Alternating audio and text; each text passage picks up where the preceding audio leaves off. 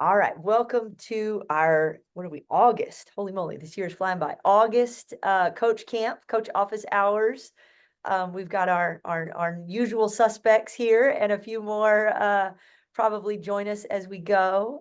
One of my favorite hours of the month and missed it last month. So excited to be here today. So we've been putting pins in things in many of our recent conversations. So we've got a lot of pent up energy in some of these conversations. So we're going to try to get to a few of these hot topics today and stick to our camp format so that it gives us a little bit of structure in case you just want to tune in for a segment or two. So first up, craft of coaching.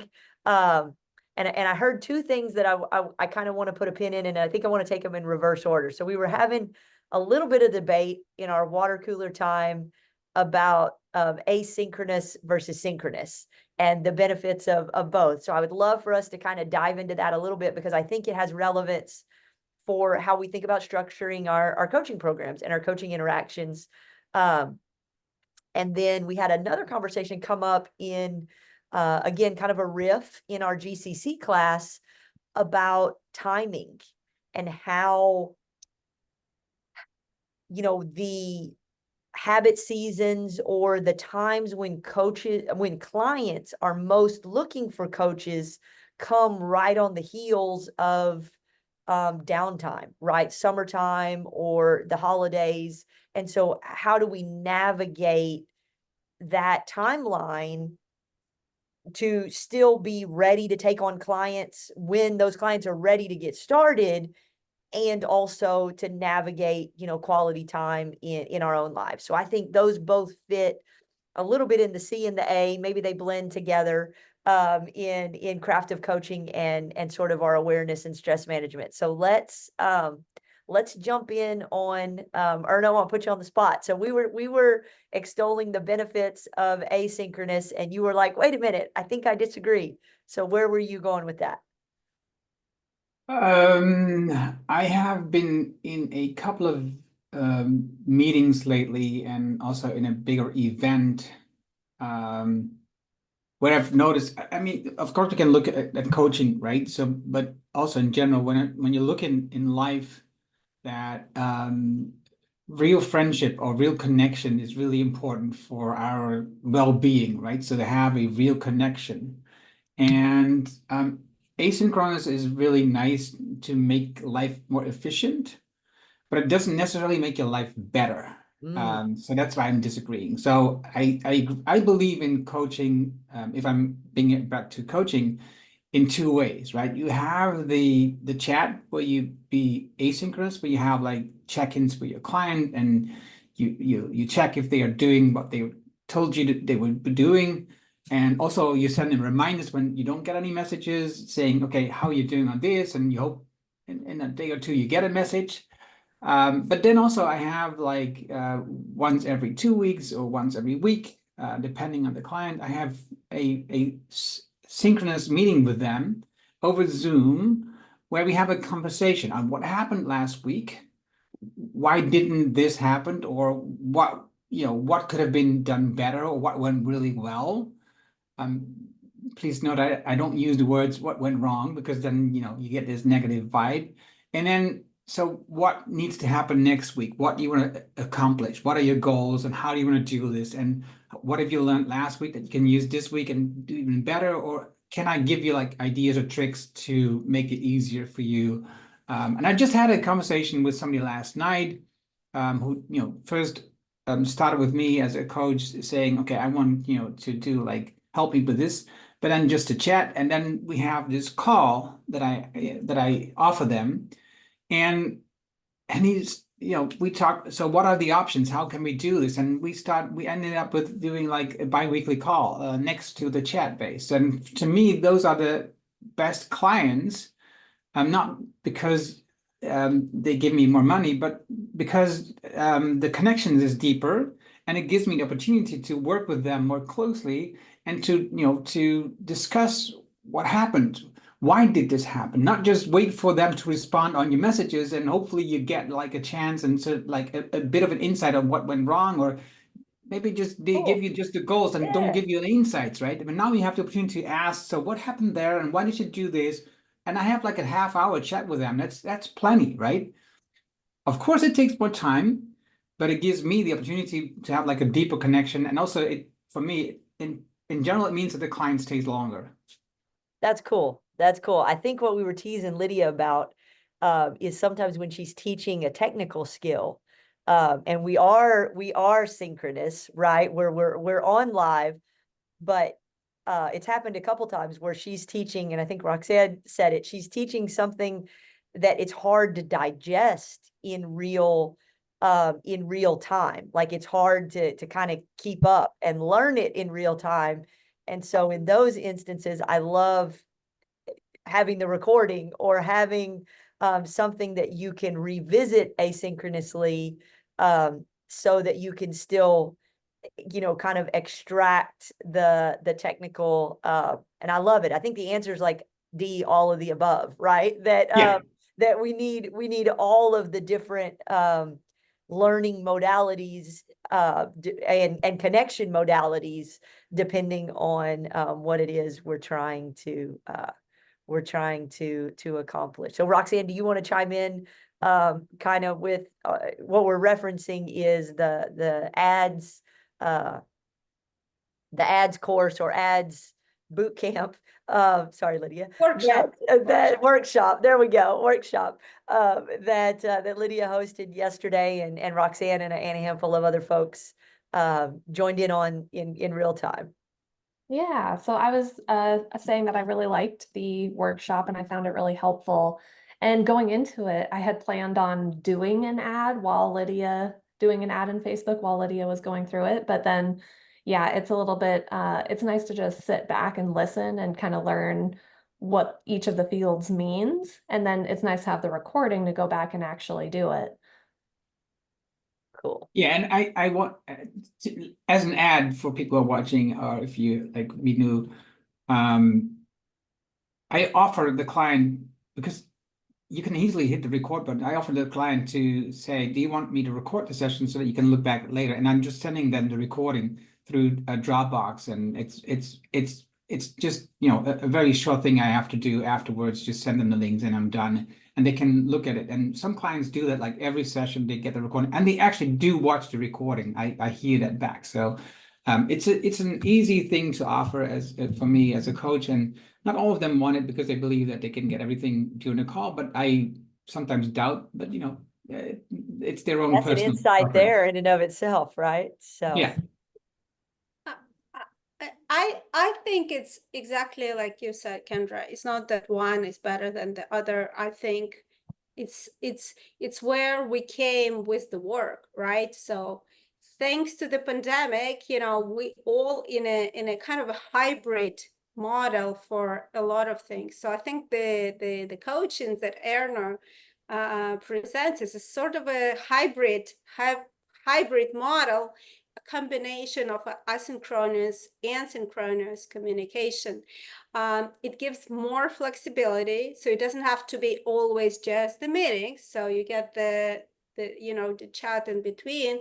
But yes, yeah, I totally agree. Nothing can substitute the one-on-one talking in real time, and with the body language and the tone of voice, and there's so much more.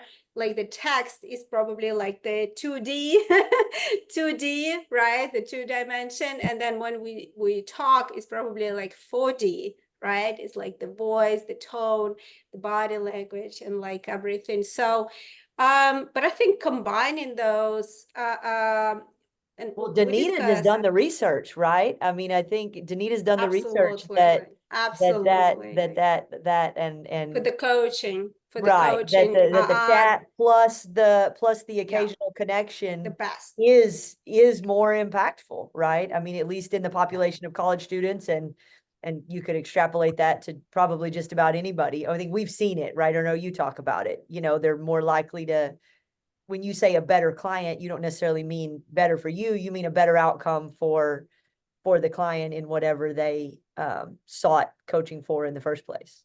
Yeah.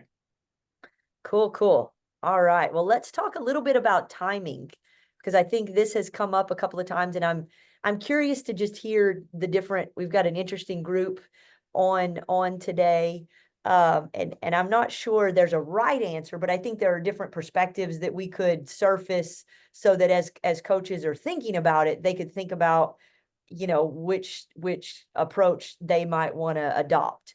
And so I think the little bit of the conundrum or the pickle is that coaching season, and I'm going to say specifically September and January. There's another one in the spring, but September and January, and I would say September even exceeds January in terms of market size, the number of people seeking assistance with achieving their goals, making a positive change in their life, all of the different things that coaching can help them do. Both September and January come on the heels of traditional vacation times, right?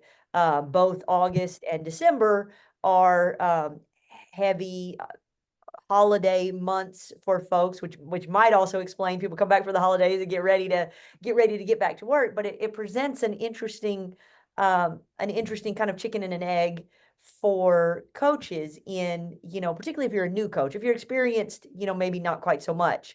But if you're a new coach, putting together programs, putting together offerings, how do you think about, or do you think about being ready for September and also balancing kind of the desire to have holiday time or throttle down for a period of time? I'm curious if that's something that even folks have even thought about or have been more intentional about as we've started to identify key rhythms in client behaviors.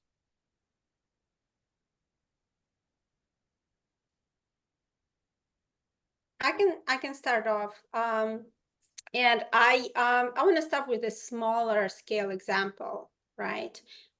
Which is like the weekday and the weekends, Oh, right? yeah. And Yeah. I'm gonna use my sister example. She's a art therapist / coach, and her clients are corporate professionals, so they work during the week. And she says, like, my weekends are my busiest time, right? Because that's when my clients are free and I can do the individual sessions and the group classes. So she had to, like, if she wanted to serve that client, that group, you know, she said, I know I have to work all my weekend. And then she called it Monday Shabbat, and then some people get offended because Shabbat is Friday. They say, okay, fine, I'm not gonna use the Shabbat kind of She shifted her rest reference. day. She shifted her rest day to Exactly. yeah. The point is, you have to adjust. And yes, it might not be fully aligned with your family, with your spouse, you know, with your kids, but you have to. And you might not work the full weekend, but you know, like Kendra, we run classes on Saturday. That's the only holiday, kind of the free day in Israel. But that's the truth of life. So you either adjust to your client and then find other opportunities.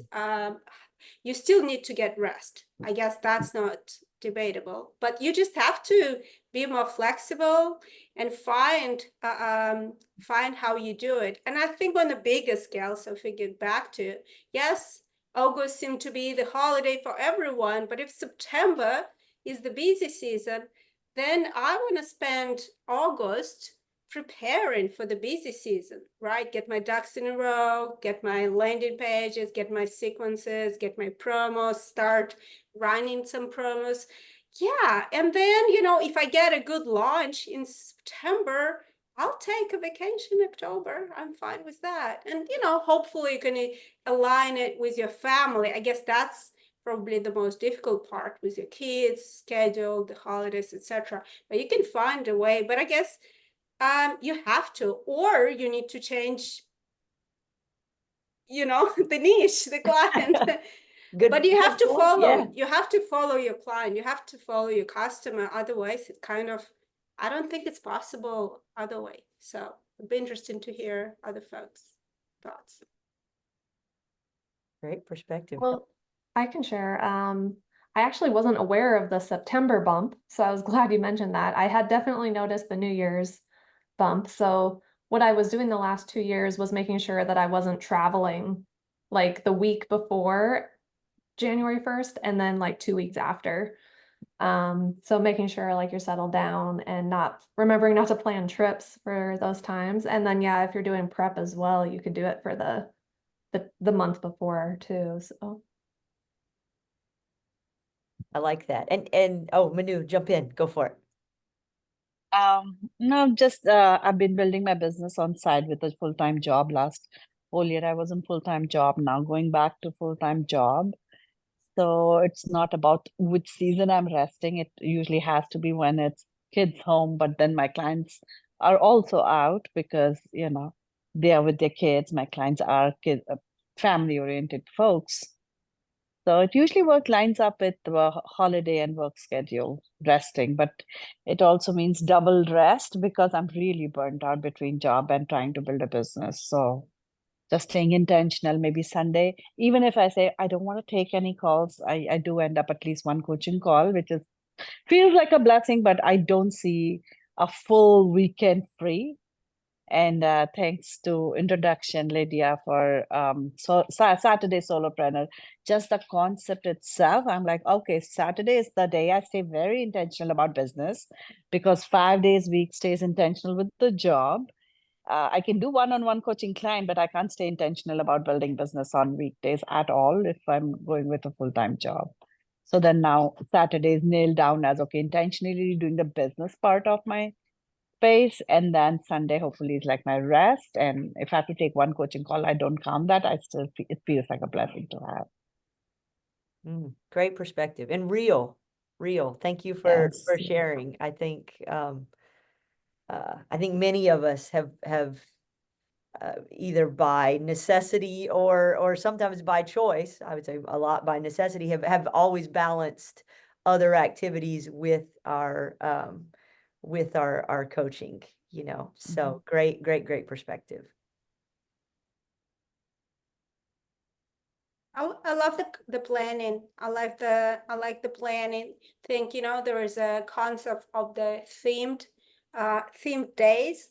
So you know, when you plan specific days of the week, kind of with the focus. So, you know, like Saturdays are for my strategy business. You know, these are these days for, I don't know, my family or whatever. So themed days, I think these are helpful as well. Manu, I'll just add a little bit of encouragement in that space. And I'm for a variety of reasons kind of feeling the intensity too, and have been a little bit more vulnerable.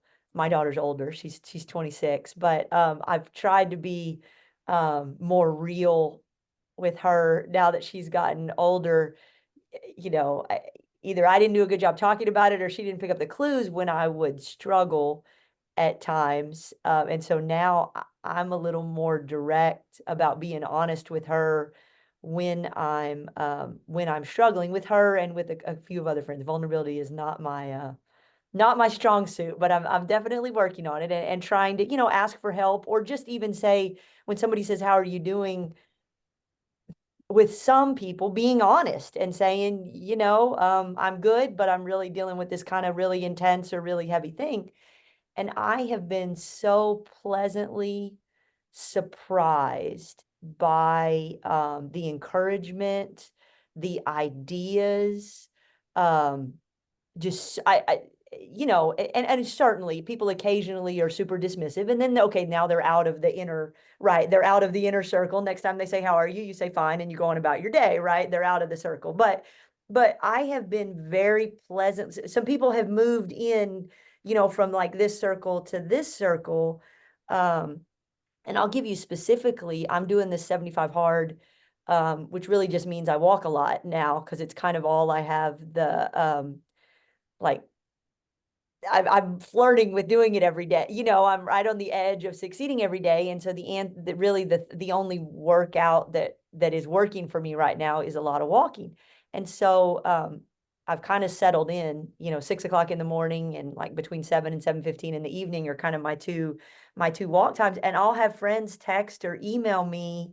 And now, to Lydia's point, sometimes I've been honest with people about what my theme days are. And so they'll actually talk to me while I'm walking about whatever that theme is. And so I say that to say, you know, maybe let a few test, letting a few people in to know that, like, for example, Saturday is strategy, and what does that actually look like? And could you and your kids at breakfast talk about, you know, what are kids struggling with these days, and them giving you information that might inform your business? I don't know. I'm just throwing that out to say that you can recruit.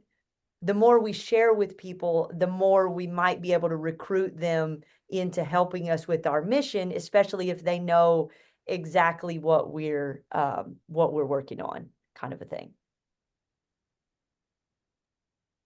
Yep, it cannot happen without family knowing that's what I'm gonna do. So I do have, a cutoff by 4 p.m. I'm not going to go back to business, but before that, I need to stay solid. And in between one drop off to a class, that's all I'm doing. Lunch happens, so yes, but total buy-in from family. But I like the idea about recruiting other people to even brainstorm as a strategy for the business to see, okay, now what is our latest ideating series Yeah. that I can start building, because I'm coming up with the mindset of weekly thinking about building new content. Yeah, my walks have become, I almost look forward to them. Like if I know I'm going to call, sometimes I'll line up to talk to somebody at a certain time when I'm walking. Now it's not like a have to do, it's a get to do, because I'm excited about getting to talk to somebody. So it's changed it a little bit. All right. Any other, Erno or Wildo, anything you want to add on the balancing work and downtime? I'm kind of taking it all in, but I decided early on, kind of like what I've heard some of you say here, Sundays is a no day. No, like there has to be some time for family, there has to be some time for friends, for recovering and for resting. I do balance a full-time job while I'm also trying to build my coaching practice, so it can be a lot. So Sunday is a no day. Good stuff. Good Yeah, stuff. boundaries, that's good. All right. Well, let's talk. So I think we covered the C and the A kind of mushed together this time. Let's talk a little bit. And obviously we don't have, I think it went 2 hours yesterday, Lydia. I don't think we have 2 hours, but talk a little bit about who should go watch the recording, who should contact you. What's kind of the thesis of the workshop that we did yesterday? Sure, no, of course. So just to give background to the folks, we run an introductory Facebook, Instagram lead ads workshop, where I introduced, kind of showed step by step, you know, how you set up lead ads, right?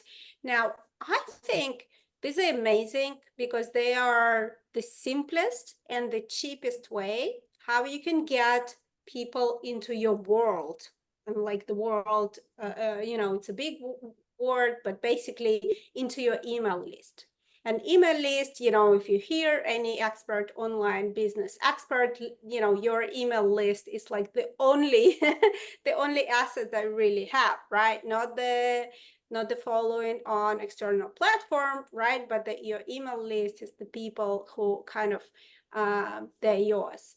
You can send them sales sequences, welcome sequences, weekly or whatever, monthly newsletters. You know, you can invite them to events and stuff like that. You could even run promotions and sponsored things to them.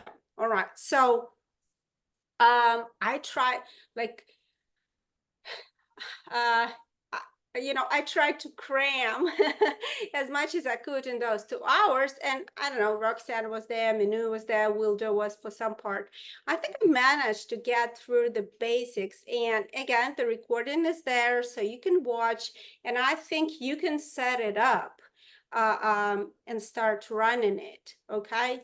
So Who this do is, I recommend? so this is for folks that want to bring in new contacts kind of into their Yes. orbit, so to speak. So this isn't how to market necessarily to your existing network. It's how to use ads No. to bring in new people. This is to grow your potential customers. Okay, So perfect. to grow your audience, to grow your potential customers, you do need, and that's where I start, you do need some sort of freebie to do that. A masterclass, a PDF, a template, it can be something big or small. It could be even a webinar recording like we talked with Minu. So you need to have some sort of a resource that you're willing to share.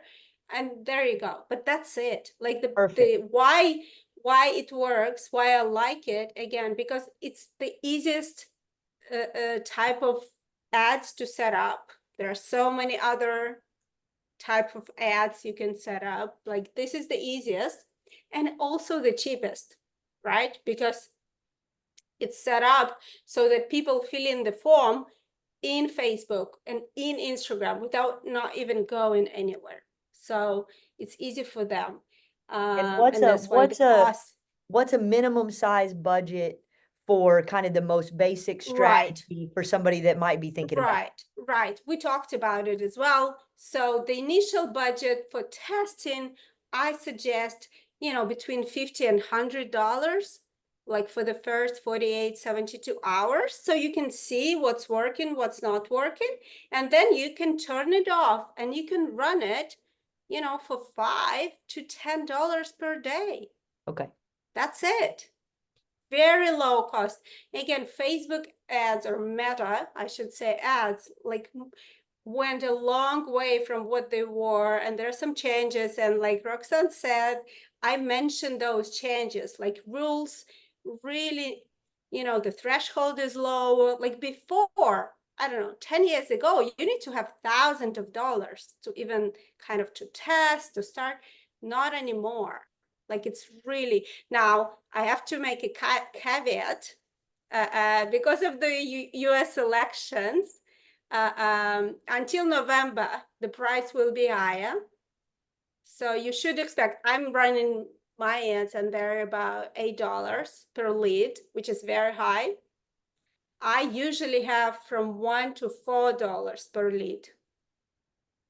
So right now they're like at least twice, if not more. So, you decide. So take that with a grain of salt. Either wait till after the election now, or understand. Or choose other. What I did, I just expanded to other territories, like other countries, Europe, Asia, South America. Anyway, just So these are details. if folks want this, what's the best way for them to reach out and connect and get plugged in? Well, watch the recording if you registered, and there are a few people registered. If not, just leave a comment, send an email to coaching and Coachdotme. We'll send you the recording, watch the recordings, try it out. I think like 80% is there. And then if and when you're stuck, just send me email, and then we can talk and we can agree how to move forward. Lydia at Coachdotme. That's perfect. And a lot of our masterminds, when we get coaches in the room, we're diving into kind of the details of these sorts of things. So definitely not a set it and forget it, but a set it and continually adjust. And I like one thing you said about per lead. So I think it's important for folks to realize that when you bring in, you're not going to convert 100%, but you are going to bring in folks that then you can nurture and have a process to potentially convert. So it at least gets you connected to new folks that are somewhat interested in the area that you're coaching in. But I think, and again, it's not for everyone. I know some people have some kind of resistance to this, but I think if you're not ready to be a content generating machine, like every day on social media, posting content, leaving comments, like being there for a few hours, if this is not for you, then, you know, this is one of the options. Now, I'm not saying this is the only option. There is also referrals. There's also being a guest on the podcast. Like there are other options, obviously, but this is one of the options. And these days, it's not that difficult and it's not that expensive. So, you know, we just wanted to introduce you to this option, see if it works for you. Oh, cool. All right. So let's, we've got a little bit, I want to show off the reminder feature that's been improved a bit and is working, but we got about 10 minutes left. Any other topics, questions, anything pressing on folks on the brain this day?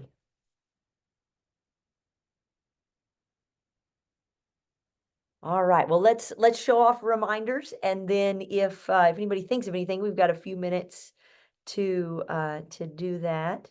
But I want to share some improvements in the reminder feature. So if you've got a goal that maybe you're neglecting, so I'll own up to not doing great at my meditate goal right now. So you would click on your goal in your dashboard, your habit, click on your 3 dots and hit get reminded, and then you can pick which days you would like to get reminded, and what time. You've also got some settings, and obviously you want to make sure if you want the reminder on your phone that you've got those notifications set up on your phone, but it's that simple.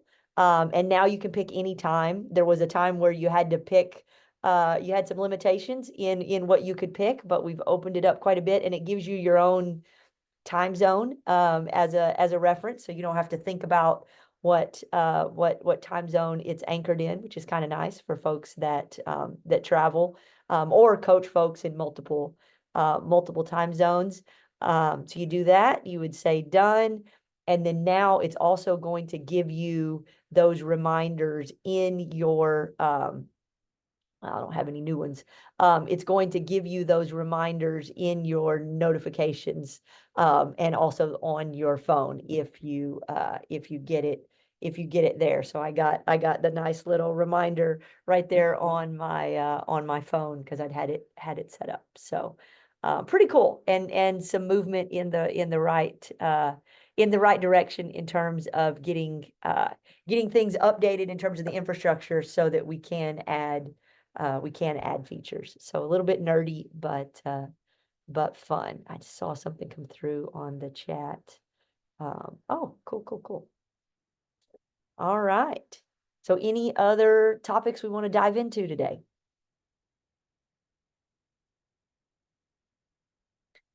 Everybody thinking about September and how we take advantage of that. So very cool.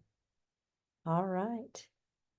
Well, then we'll wrap a few minutes early, let everybody have a little extra transition time before our next commitments, and keep on going with the week. Cool to have such a fun group, and lots going on. Kind of a fun, I don't know, I think it's a fun time to know that we're in a sort of a sweet spot of the year, and excited for the potential of September. All right, cool. We'll see everybody next time. Bye, everybody. Bye.